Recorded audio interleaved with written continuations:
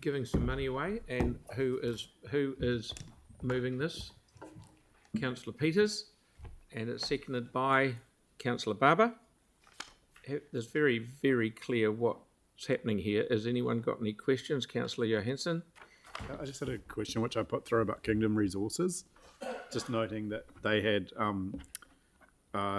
not got funding from other funders because it was due to funding from government for other projects. So that was the lottery's decline, and also that MSD does fund them. So I was just trying to understand why we're recommending to fund them and how it compares to the other budget advice services that we're funding. There's a few questions. Sorry, kia ora, John Slaughter. There's a few questions that you've asked, but Josh actually looked into this yesterday and did he's done my job for me, but a very detailed reply to that. And so the first question was about the lotteries or the government. What was As we went through this year's Strengthening Communities, we took quite a strict line on ones that were funded by government. Yep. As not being our core responsibility. Sure.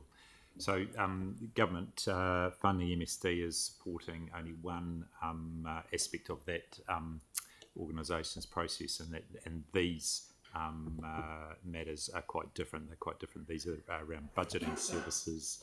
The pilot matters that are coming through. They're looking at they're all listed there anyway.